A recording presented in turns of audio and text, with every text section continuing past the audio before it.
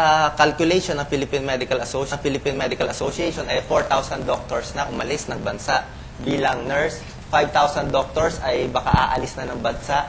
5 hospital na daw ay walang doktor o walang nurse. Delikado pala to. At ang projected deficit ng doctors by 2010 is 10,000 doctors. Tama ba to, sir, Dr. Santos? Tama yan, Willie, no? Actually, pag kinumpare mo yung ngayon, ang nangyayari, 9,000 doctors na naka-enroll presently in 45 nursing schools all over the country. 9,000 doctors presently enrolled. And masama dito, 80% of public health doctors are already taking up nursing course. Ibig sabihin ng public health doctors, ito yung mga doktor na nasa probinsya, yung mga municipal health officers, yung mga talaga napupunta sa provinces para mag-serve sa mga tao. So, pag ito nawala, ito makifeel ang impact talaga. So, ito ang reason kung bakit ang Philippine Medical Association conducted yung medical summit. Gumawa kayo ng summit gumawa para ng summit, pag-aralan kung ano yung problema, kung ano yung mga root cause ng problema, saka gumawa mga rekomendasyon. Probably later on, siguro, mapag-uusapan natin isa-isa yan. Lisa, pakita mo nga sa halos araw-araw sa newspapers, ang daming mga news about this. So, sir, ito po galing sa Philippine Daily Inquirer. So, 5 government hospitals closed due to lack of nurses and doctors. Madalas po ito sa mga Mindanao, sa North, as far as Isabela. Pareho sa sinasabi ni Dr. Santos, di ba, na nag-aalisan yung mga public health doctors. Isabela, Zamboanga, Mindanao. Ang problema kasi dyan, yung mga doktor, nagna-nursing. Pag natanggap yung kanilang application, umaalis na sila. Minsan, naunahan pa nila yung mga nurses. Tapos sumusunod din yung mga actual nurses na nawawala. So, nangyayari, ang isang ospital na medyo malayo, since ang doctor gusto ng magandang opportunity, wala talaga naiiwan na doktor o nurse. Ngayon, talaga napipilitan ang problema ngayon ay sa Mindanao, sa Visayas. Posible ba pati sa Maynila, maubusan tayo ng mga doctors? Wala na tayong wala nang mapupuntahan ng mga pasyente natin. What do you think? Sa ngayon kasi, ang isang basic reason kaya nagkakaroon tayo ng problema, aside sa medyo kulang na ang doktor, is nagkakaroon ng maldistribution ng doktor.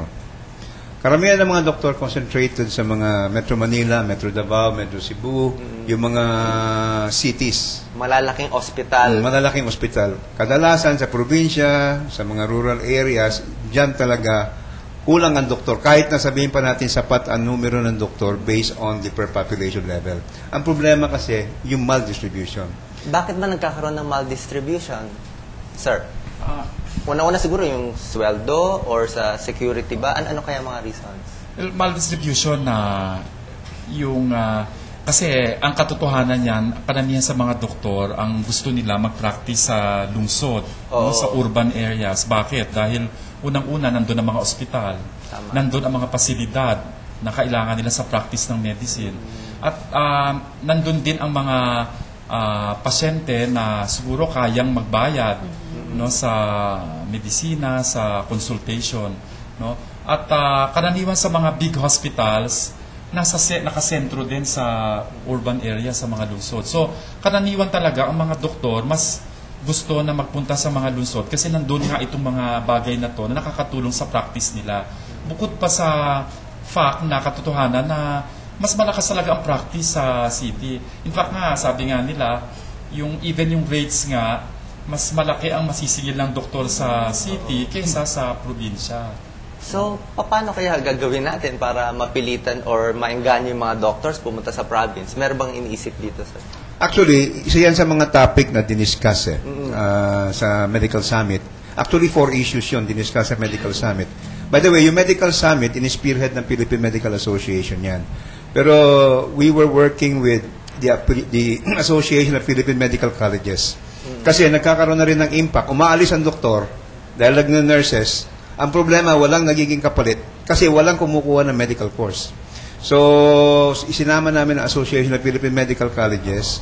Kasama rin dito yung Philippine College of Surgeons, Philippine College of Physicians, PMA, lahat ng mga specialty organizations. Saka lahat ng stakeholders, kung sinabi natin stakeholders, lahat ng mga organisasyon na pwede maapektuhan.